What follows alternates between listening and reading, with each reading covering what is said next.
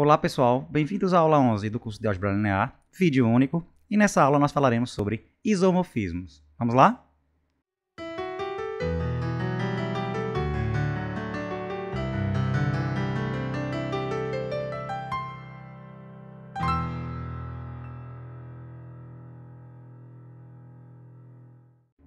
Bom pessoal, relembrando que um isomorfismo é uma transformação linear bijetiva, entre espaços vetoriais, evidentemente, e que um espaço vetorial V é isomorfo a um espaço vetorial W se existir um isomorfismo de V em W, ou seja, cujo domínio é V e o contradomínio é W. Tudo bem, gente? E essa relação, V é isomorfo a W, essa relação isomorfo, ela é uma relação de equivalência. Como assim, professor? Bom, é um ótimo exercício para vocês, inclusive, mostrar que essa relação ela possui três propriedades interessantes, que são a propriedade de reflexividade, ou seja, V está relacionado com ele próprio, para todo V, qualquer que seja o espaço vetorial, ele está relacionado com ele próprio, como a relação é isomorfismo. Então, para qualquer espaço vetorial V, V é isomorfo a ele próprio, certo? Então, essa é a reflexividade. A simetria, que diz o seguinte: se um espaço vetorial V for isomorfo a um espaço vetorial W, então W também será isomorfo ao espaço vetorial V. Tudo bem? Então, você consegue voltar, E, por fim, a transitividade, que diz que se um espaço vetorial V for isomorfo a um espaço vetorial W e o espaço vetorial W, por sua vez, for isomorfo a um espaço vetorial U, então o primeiro, que é o V, é isomorfo ao último, que é o U, certo? Então, essas três propriedades são satisfeitas aqui com essa relação de isomorfo, certo? E tornando, então, essa relação uma relação de equivalência, certo, gente? Então, é um ótimo exercício para vocês praticarem. Tudo bem? E esse primeiro resultado aqui, ele diz o seguinte, gente, sejam V e W espaços vetoriais e T uma transformação linear de V em W. Então, T será um isomorfismo se somente se, qualquer que seja a base beta, certo, de V, o conjunto formado pelas imagens dos vetores da base beta, pela transformação linear T, será uma base para W. Ou seja, gente, T é um isomorfismo se somente se mandar base em base, certo? Então, é isso que esse teorema está dizendo, tudo bem? Então, qualquer que seja a base, certo? Se você aplicar T nos vetores, você vai obter uma base do contradomínio, certo? E uma ótima observação é o seguinte, gente, você só precisa checar para uma base só, certo? Se for cumprido para uma base só, automaticamente será um isomorfismo, certo? Ou seja, se valer para uma base, vale para todas as bases. Então, se existir uma base beta, tá vendo? Se existir, não é para todo, tá vendo? Não é qualquer que seja. Aqui é muito mais restrito, Você consegue escolher a base, digamos assim. Então, se você conseguir uma base beta de V, de modo que esse conjunto gama aqui de vetores de W, tá vendo? T de V1 até D de Vn, for uma base para W, então, T de U1 até T de UN será uma base de W para qualquer base, o 1 até o N de V. Ou seja, se funcionou para uma base, funciona assim para todas as bases. Tudo bem, gente? Por quê? Porque para uma base só, se você conseguir verificar para uma base só, automaticamente ela será, a transformação linear será um isomorfismo. E aí a gente remete para o teorema anterior, que consegue garantir que qualquer que seja a base funciona. Tudo bem, gente? Então, lembre, é um isomorfismo se somente se manda base em base. Só precisa checar para uma base que funciona. Tudo bem? E aí nós temos a primeira consequência que diz o seguinte, dois espaços vetoriais V e W serão isomorfos se e somente se tiverem a mesma dimensão. Tudo bem, gente? Então, é a grande restrição. Certo? Restrição não, é a grande caracterização, gente? Então, se você pega um espaço vetorial de dimensão que tem a dimensão diferente de outro espaço vetorial, então você já sabe que eles não são isomorfos, certo? Então, obrigatoriamente, eles têm que ter a mesma dimensão, certo? É suficiente e necessário, tudo bem? A segunda consequência, todo espaço vetorial V, real, de dimensão n, é isomorfo ao Rn, claro, gente? Por quê? Porque o Rn tem dimensão n, Então, dois espaços de dimensões iguais são isomorfos pelo corolário 1. Bom, pessoal, aí nós temos dois exemplos. O primeiro, P2 de R, né, esse espaço vetorial aqui que nós sabemos que é o espaço de todos os polinômios, né, com coeficientes reais e grau menor ou igual que 2, né? A dimensão desse espaço é 3, não é 2, certo? Então é 3, que é, portanto, isomorfo ao R3. E esse espaço aqui é um pouco mais familiar, né? É o M22 de R, que é o espaço de todas as matrizes quadradas de ordem 2, ou seja, 2 por 2, com entradas reais. Né? A dimensão desse espaço é 4, portanto, esse espaço vetorial é isomorfo ao R4. Gente, uma observação importante aqui com relação às coordenadas de vetores aqui, né, que é, digamos, uma releitura daquela teoria. Né? Lembre que quando a gente vai estudar, né, coordenadas de vetores, a gente monta matrizes colunas, né, para representar as coordenadas de um vetor. Né? Lembrando que cada entrada dessa matriz coluna será o coeficiente da combinação linear, né, com relação a uma certa base, não é assim? Então aqui a gente tem uma outra maneira de interpretar aquele estudo. Certo? Vamos ver como. Ó. Se V for um espaço vetorial real de dimensão n, então o isomorfismo mais comum entre V e o Rn é a transformação linear, né, que sai de V e chega no Rn, evidentemente, que leva uma base beta, né, digamos V1 até Vn de V, na base canônica, né, E1 até n do Rn. Professor, não entendi. Vamos lá. A gente sabe que uma transformação linear ela é um isomorfismo se somente se enviar base em base, não é isso? E que a gente precisa só checar para uma base só de V. Né? Se você escolher uma base aqui, ó, digamos uma mais fácil, né? Aplicou T nessa base, obteve uma base aqui do Rn, então você já sabe que vai ser um isomorfismo, não é isso? Beleza. Aí digamos que você tenha uma base beta de V já, né, amarradinha aqui, certo? Prefixada. E aí você quer montar um isomorfismo de V no Rn. Está faltando o quê? A base do Rn, né? Para a gente endereçar, né, esses vetores aqui, certo? Na base do Rn para montar a transformação linear. Não é isso? Qual a base escolher? A mais simples, né, gente? Qual é a mais simples do Rn? A base canônica, certo? Então, recapitulando, se você tem uma base beta de V, você monta o isomorfismo da seguinte forma. Vai mandar cada vetor, né, na ordem, né? Cada vetor de beta na base canônica do Rn. Certo? Lembrando que uma transformação linear, né, você já conhece a transformação linear a partir dos seus valores em uma determinada base, né? Em qualquer base, na verdade. Certo? Então, tudo ok, certo? Então, vamos fazer o quê? Vamos construir a transformação linear, que será o isomorfismo, da seguinte forma. T de V1 vai ser o primeiro vetor da base canônica, T de V2 o segundo e assim por diante, certo? E aí, gente, essa transformação linear que a gente constrói dessa forma, a gente vai dizer que ela é o isomorfismo canônico de V com relação à base beta de V. Tudo bem? E quando você calcula, gente, olha que interessante aqui, ó. Quando você calcula T, né, de um Vzinho, né, de V, você vai encontrar, certo, um vetor do Rn que será as coordenadas do vetor V, certo, com relação à base beta. Certo? Ah, professor, mas eu lembro que as coordenadas do vetor V, ele é uma matriz coluna, né? Beleza, tudo bem. Então, com a matriz coluna você vai ter, né, n elementos, não é isso? Em cada linha um elemento. Né? Esses elementos, a diferença de lá para cá é que ao invés de você colocar como matriz coluna, você vai colocar como um vetor do Rn, certo? Mas os valores são iguais, tudo bem?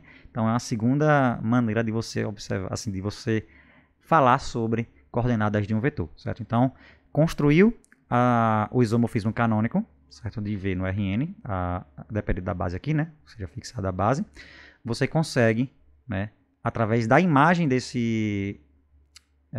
de um vetor, né, por essa transformação linear, as coordenadas desse mesmo vetor, certo? Com relação à base beta, só que não como uma matriz coluna, mas sim como um vetor do Rn. Bom, pessoal, vamos para um exemplo. Ó, encontre o isomorfismo canônico de M22 de R, ou seja, do espaço vetorial de todas as matrizes de ordem 2, né, quadradas, né, de ordem 2, com entradas reais, né, com relação à base beta, e também as coordenadas da matriz A, que é um vetor, né, desse espaço vetorial, que é dada por 1, menos 1, 0 e 2 na base em questão, certo? Então, nós temos aqui duas bases aqui, então, dois exercícios, né? A primeira base é a base canônica do M22, né, do espaço vetorial, né, das matrizes de ordem 2×2. Lembrando que essa base é dada pelos vetores 1, 0, 0, 0, 0100, 0010, 0001, certo? E a segunda base é a base beta formada pelos 4 vetores 1000, 1100, 1100, 1110, 111 e 1, certo? Então vamos fazer o item A primeiro. Então, gente, para encontrarmos aqui o isomorfismo canônico, né, a gente vai ter que mandar essa base aqui na base canônica do Rn, não é isso? Então, ó, a gente tem que encontrar a transformação linear, né, que sai de V, V sendo esse espaço vetorial aqui, né, chamei de V, que manda o primeiro vetor da base, ó, tá vendo? No primeiro vetor da base canônica do R4, né, gente? Desculpa, né, que eu esqueci de atualizar. Então, aqui é o n igual a 4, né? Então, ó, o primeiro vetor da base vai ter que ir no primeiro vetor da base canônica do R4, então 1000. O segundo no segundo da base canônica, que é 0100. O terceiro vai ter que ir no terceiro vetor da base canônica, que é 0010. E por fim, o quarto vetor dessa base tem que ir no quarto vetor da base canônica do R4, que é 0001. Bom, pessoal, e aí não tem segredo, né? A gente já fez vários exercícios sobre isso aqui, né? De como encontrar a transformação linear, né, a partir dos seus valores de uma base. Então, faz o quê? Vamos pegar um vetor qualquer, né, no espaço vetorial em questão, né, do domínio. No caso, é uma matriz, né, 2×2. Então, a matriz 2×2 ela tem a cara x, y, z e w. Né? Escrevemos essa matriz na base beta, né, e aplicamos T e usamos a propriedade de linearidade, né, da transformação, certo? Para poder encontrar. Né, gente? Como a base em questão, né, a base beta, ela é a base canônica, então a gente sabe como é que é a decomposição, não é? Então, né, essa matriz A aqui, a genérica, né, x, y, z e w, me arrependi de ter chamado de A por causa desse exemplo que a gente quer fazer também, né? Desculpa.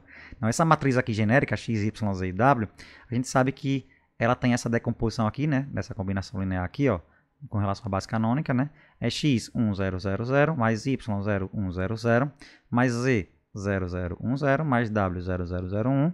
Né? Lembrando que se não fosse a base canônica, você montaria um sisteminha e resolveria, né? Encontraria os coeficientes A, B, C e D, certo? Que você fosse colocar aqui na frente, certo? Mas com a base canônica a gente já sabe, né? E com isso, né, aplicando T nessa matriz aqui, usamos essa combinação linear aqui, né? Trocamos.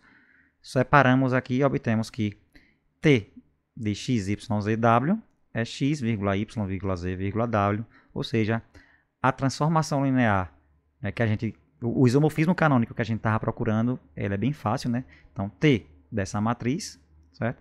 Vai ser exatamente você pegar as entradas aqui e colocar de maneira ordenada, né? Ó, primeira, segunda, terceira, quarta, né, gente? Isso aqui é o efeito de a gente estar trabalhando com duas bases canônicas, certo, gente? A base canônica do espaço M22, né?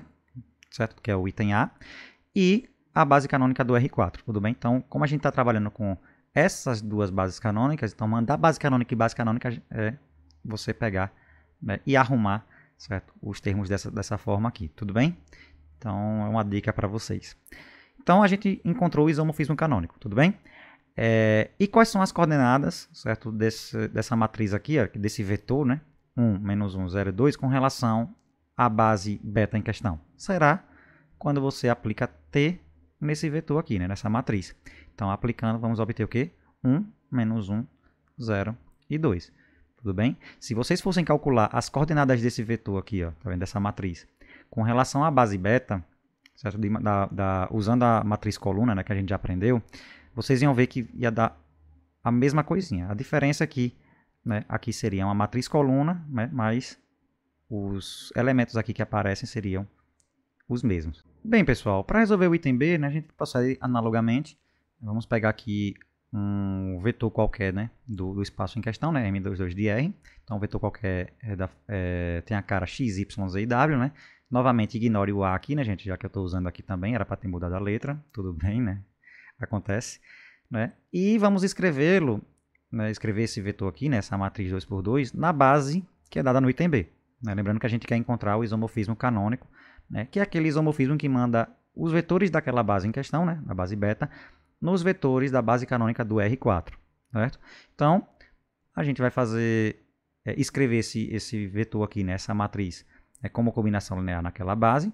Então, nós queremos encontrar quem são esses coeficientes aqui, né? A gente vai A, B, C e D, né? De modo que x, y, z e w é igual a vezes 1, 0, 0, 0, que é o primeiro vetor da base beta, mais B vezes 1, 1, 0, 0, que é o segundo vetor da base beta, mais C vezes 1, 1, 1, 0, que é o terceiro vetor da base beta, mais D vezes 1, 1, 1 e 1, que é o quarto vetor da base beta. Né? Então, a gente vai encontrar quem são esses coeficientes. Essa igualdade aqui vai nos dar um sistema linear, né, para variar. Né? Então, o sistema linear vai ser esse aqui, A mais B mais C mais D igual a X, B mais C mais D igual a Y, C mais D igual a Z, D igual a W. Resolvendo esse sisteminha, a gente obtém a solução A igual a X menos Y, B igual a Y menos Z, C igual a Z menos W e D igual a W. Certo? Então, o que é que a gente faz? T aplicado, né, o isomorfismo que a gente quer encontrar, não é? T aplicado em x, y, z e w, a gente vai escrever, não é? O x, y, z e w, né, em função, né, como combinação linear na base, né, como a gente já fez antes, certo? Então vai ficar A vezes o primeiro, mais B vezes o segundo, mais C vezes o terceiro, mais D vezes o quarto, o vetor da base, certo? E aí a gente faz exatamente o que a gente fez no item A, né, separa aqui a soma, né, puxa os coeficientes para fora, né, da transformação linear, e nós vamos obter, né, esse vetor aqui do R4, que é x menos y, certo? Y menos z, z menos w e w. Tudo bem, gente? Então, essa aqui é a nossa transformação linear, que é o isomorfismo canônico que a gente estava procurando. Tudo bem? Então, com ele em mãos, a gente consegue encontrar qualquer coordenada de vetores, e agora, né, não no formato matricial, né, matriz coluna, mas agora como um vetor do R4, certo? Então, como a questão pediu, né, a gente quer saber as coordenadas desse vetor aqui, né, que é essa matriz A aqui, 1, menos 1, 0 e 2, com relação à base beta desse item, né? Então, basta você aplicar esse vetor aqui na transformação linear, nós vamos obter o quê? Vamos lá, x menos y, ou seja, é o primeiro menos o segundo aqui, né, vai dar 2, né? Y menos z, então esse daqui menos esse dá menos 1. Z menos w é esse menos esse que dá menos 2. E por fim, w, que nesse caso aqui é 2. Né? Portanto, as coordenadas, né, dessa matriz aqui, né, com relação à base beta do item B, é dada por 2, menos 1, menos 2 e 2. Tudo bem, gente? Lembrando, se você fosse escrever as coordenadas, se você fosse usar, né, aquele procedimento que a gente já aprendeu, né, para encontrar as coordenadas desse vetor aqui, né, dessa matriz, com relação à base beta, né, a gente ia obter uma matriz coluna, certo? 4 por 1, né?